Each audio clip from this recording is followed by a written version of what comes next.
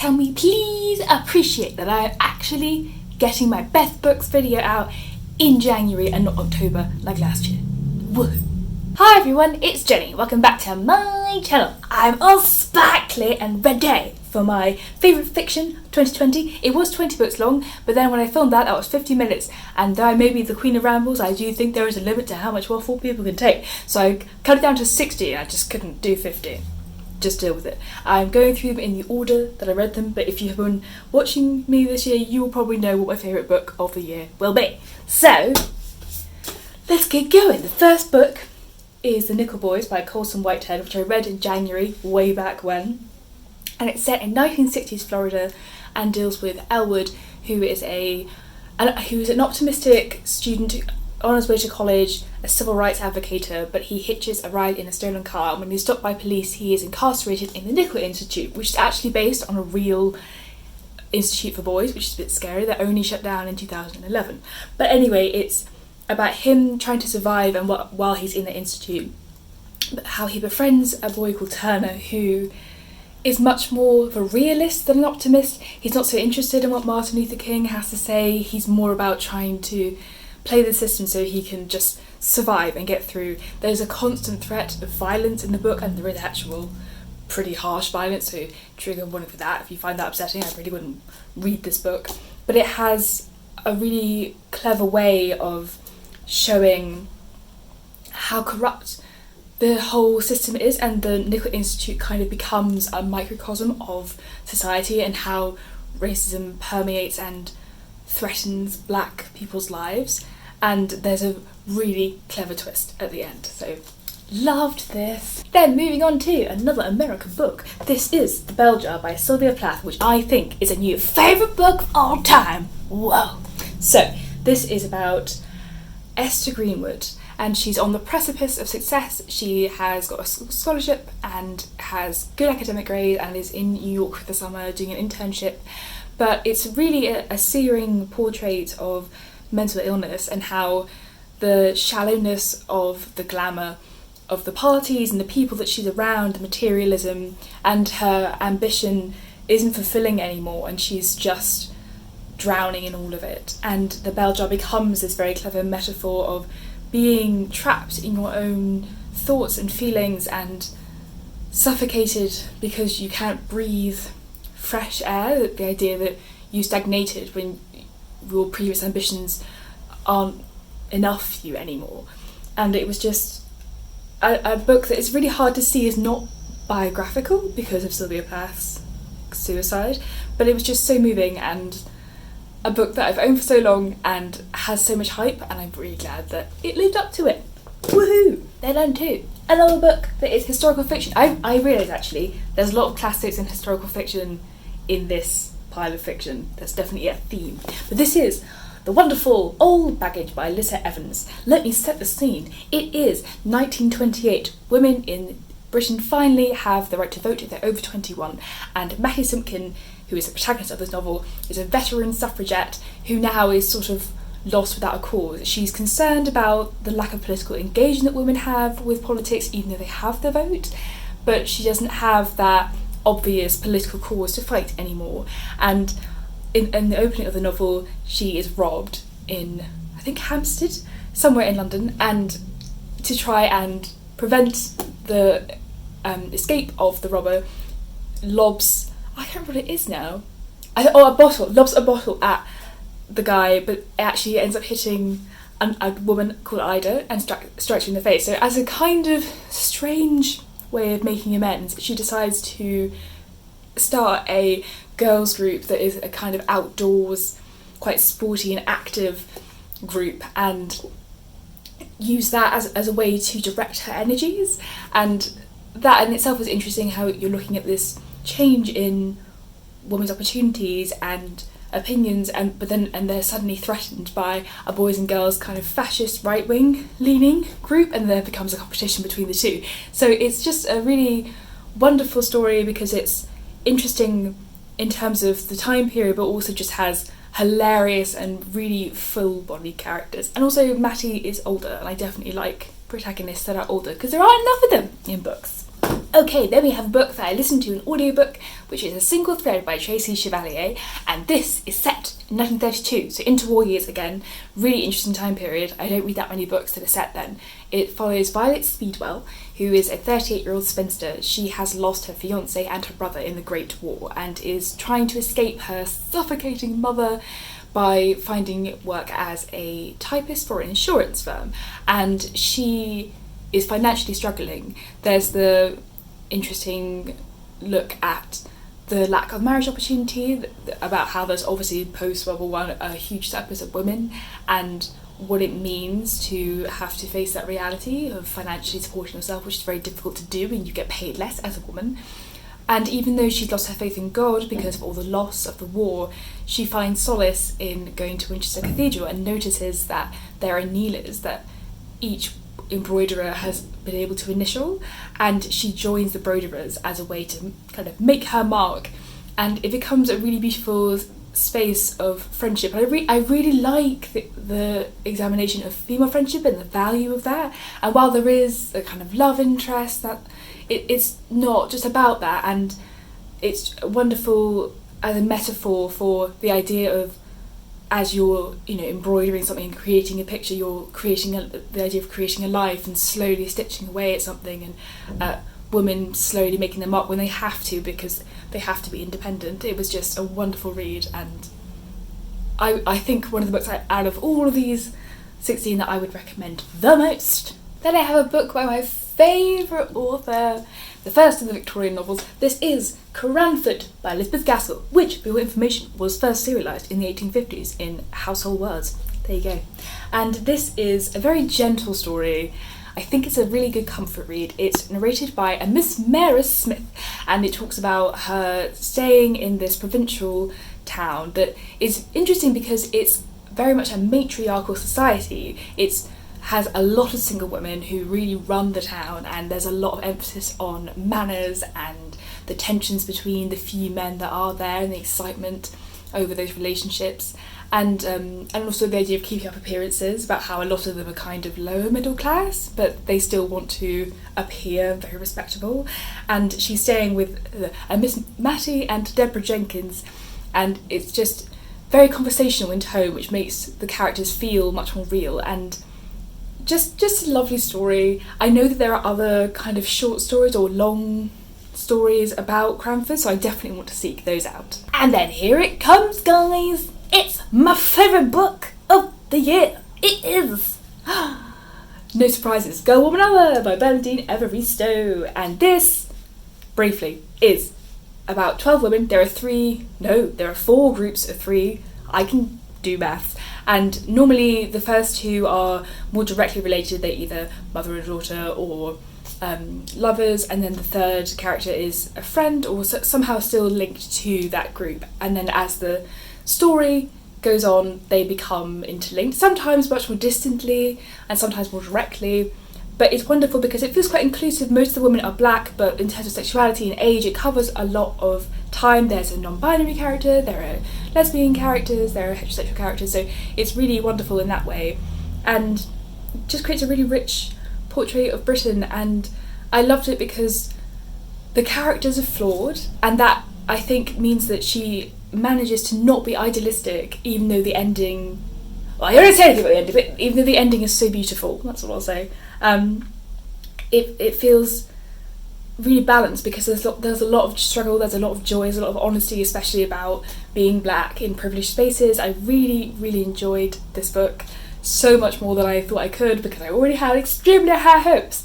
And I think my favourite section is Carol, but the ending made me cry, and very few books do that. So if you're one of the 5 people in the world that hasn't read this, please do. I know I've said this in about 5 videos now, but seriously, what are you doing with your life? Then I have a beautiful cover. Wow, look at this. This is The Black Flamingo by Dean Atter. And this, I think, started as a spoken word poem, but it is now a free-form verse YA novel. And I don't read much YA. I don't read much YA, but this is very, very good. And it's about Michael, who is a biracial, half Jamaican, half Greek Cypriot boy who is gay, and he's constantly I think the whole book is really about finding a space to belong, the importance of that, and because it's a Bildungsroman romance story, and it starts when he's around 10 and then goes up to when he's at university. He's always struggling with not feeling black enough, or not feeling Greek enough, or not feeling queer enough, and until he finds his safe space, which is drag, and it builds to his performance at the end, which is this wonderful culmination of just all his struggle and strength coming together. And I loved it so much. I think it's a really great novel because it shows the importance of self-expression and having an emotional outlet, and just such a positive examination of masculinity. I thought it was really, really brilliant. Yay. Then we're back to the Victorians! A much sadder novel though. This is The Odd Woman by George Gissing, who, I'm sure, if you've been following me for a while, you will know can be quite miserable, but this is the least miserable out of the 3 that I've read by him, and it's also my favourite, so I recommend starting here if you are scared of sad books but you want to read Gissing. This is a social realist novel, so you can tell it's not going to be a barrel of laughs, but it's very fascinating because it feels quite modern. It's written or published in 1893, and it's looking at the surplus of women, because there were 500,000 more women than men in Britain at the time, and looks at how they survive, really. So a lot of it is about the Mann sisters, Alice, Virginia and Monica, and how they are struggling by working low-paid jobs, but then they encounter the more kind of positive middle-class Rhoda Nunn and Mary Barfoot, who have this firm kind of charity, I suppose, where women can be taught skills like typing or stenography so that they can find work and be self-sufficient.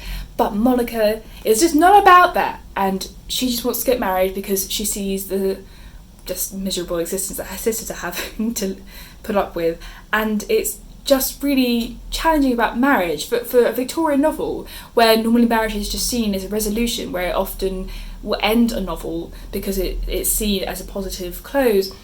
It really challenges how helpful marriage is, how healthy an idea. And as a man who himself had 2 very unsuccessful marriages, I can't help but feel that maybe that's why there's some bitterness here towards it. But even the middle class spinsters, Rhoda and Mary, they're sort of quite challenged by it, and the sisters' resolutions whether or not they will or won't get married, and it's just the way it looks at women and femininity, and also just the idea that women couldn't all just get married, that there have been, for a long time, there have been women who have had to work and support themselves, and it isn't just the case that every woman was at home being domestic, because they didn't have that luxury.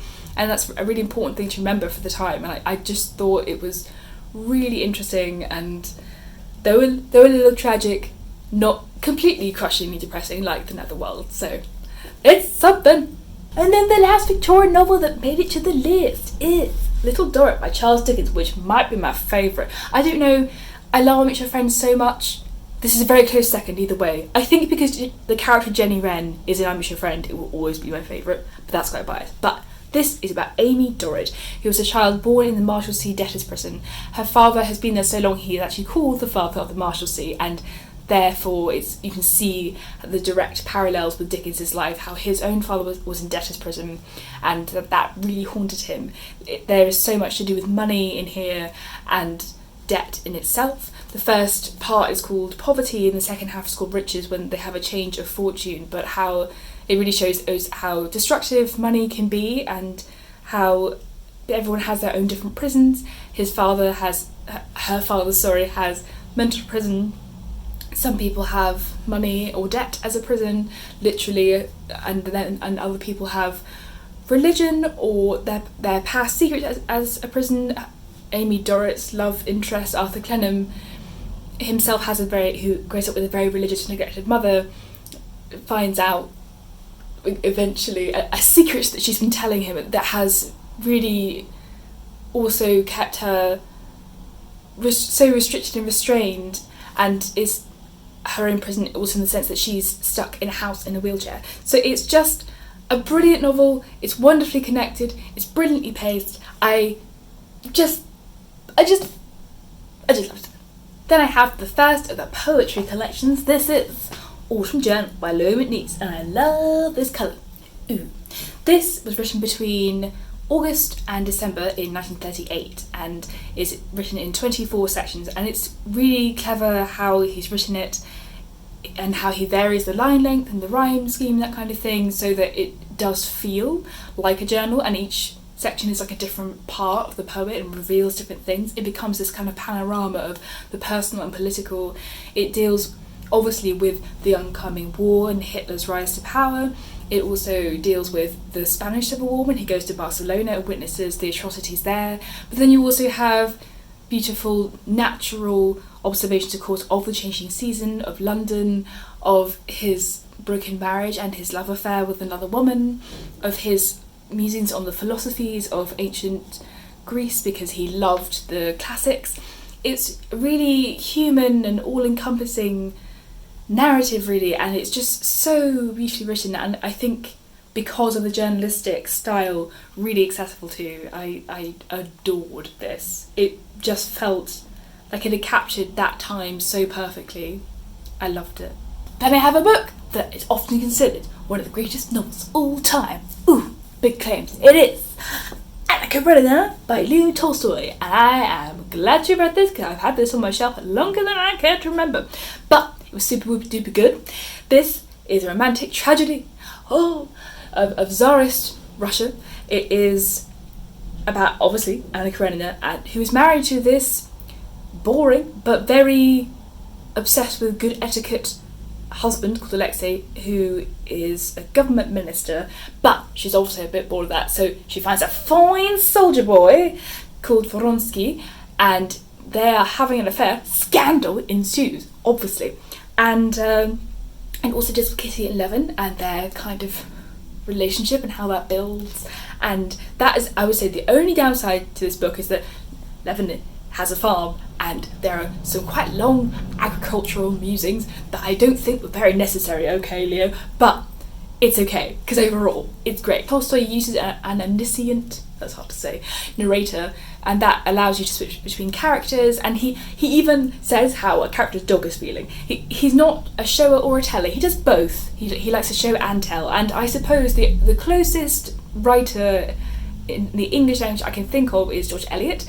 People often compare Dickens versus Tolstoy, but I think Eliot is much closer to his style in the way that she likes to really describe in depth the psychological workings and emotions of the characters, and I think the omniscient narrator in Tolstoy does this as well to a certain extent. Obviously they are different writers though, but it was incredible, and even though I knew how it ended, I was still hella moved.